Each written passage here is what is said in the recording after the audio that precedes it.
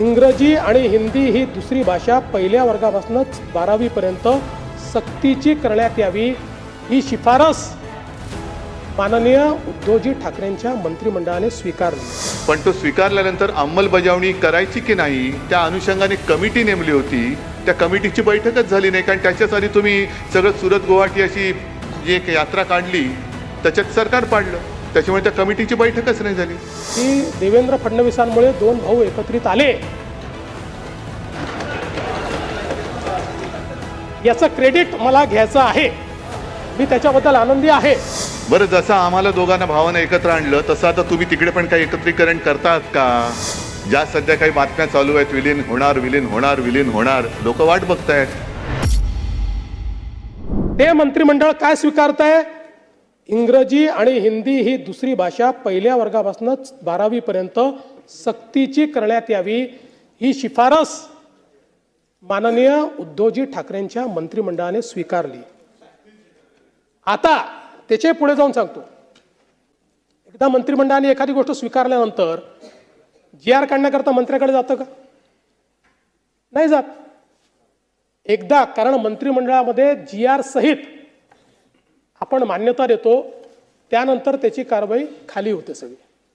तशा पद्धतीनं तुम्ही जे काढलं होतं, आमचं सरकार आलं तरी ते आमचे अधिकारी कदाचित हुशार असतील, त्यामुळे त्यांनी 1ली ते 12वी असं कुठेही सक्तीचं काढलं नाही। त्यांनी 1लीपासनं हिंदी शिकवण्यात यावी याचा आधार घेऊन त्रिभाषा सूत्राचा GR काढला। आणि आम्हाला काय ठोकला, म्हणजे मला कधी कधी आश्चर्य वाटतो की सगळं आपण करून म्हणजे करून सरून भागले आणि देवपूजेला लागले।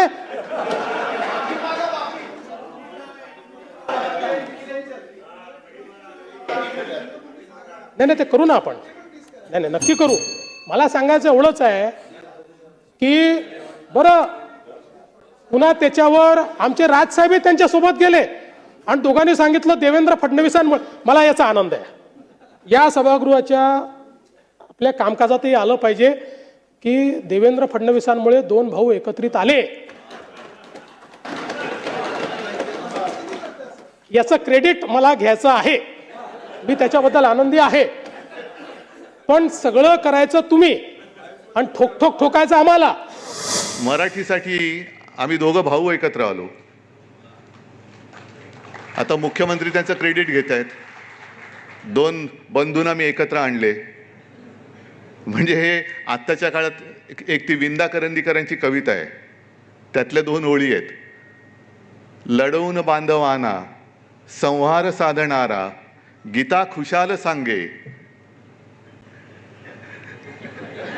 इलाज काय त्याला।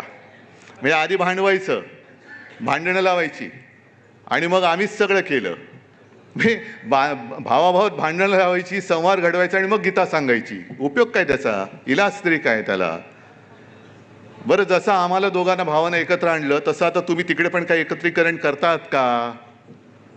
ज्या सध्या काही बातम्या चालू आहेत, विलीन होणार विलीन होणार विलीन होणार, लोक वाट बघतायत, तर तसं काही विलिनीकरण करतात का? नाही तर कशाला उगाच फुकटच्या गोष्टी करतायत, कशाला नसत्या गोष्टीचं श्रेय घेताय? मला एका गोष्टीचं समाधान आहे, म्हटलं तर अभिमान सुद्धा आहे, अभिमान नक्कीच आहे की मी मुख्यमंत्री असताना राज्यात मराठी भाषा सक्तीची केली। पण त्याचबरोबर एका गोष्टीचं वैषम्य पण आहे की महाराष्ट्रामध्ये मराठी सक्तीची करण्याचा निर्णय घ्यावा लागतो, याचं मला एक खेद सुद्धा आहे की सक्ती कशाला पाहिजे? महाराष्ट्र म्हटलं तर मराठीच असली पाहिजे, पण ते मी केलं। आता त्याच्यानंतर काल सुद्धा पुन्हा, म्हणजे यांची सवय काय आहे की जुनं दळण हे दळत बसायचं आणि एवढं दळायचं की लोक शेवटी ते खरं मानायला लागतात। हिंदीची सक्ती, आता ती कमिटी नेमली होती, त्याने अहवाल दिला, तो अहवाल घेतला हातामध्ये। आता अहवाल हातात घेतला म्हणजे तो शब्दशः बघितलं तर स्वीकारला, पण तो स्वीकारल्यानंतर अंमलबजावणी करायची की नाही त्या अनुषंगाने कमिटी नेमली होती, त्या कमिटीची बैठकच झाली नाही, कारण त्याच्याच आधी तुम्ही सगळं सुरत गुवाहाटी अशी जी एक यात्रा काढली त्याच्यात सरकार पाडलं, त्याच्यामुळे त्या कमिटीची बैठकच नाही झाली।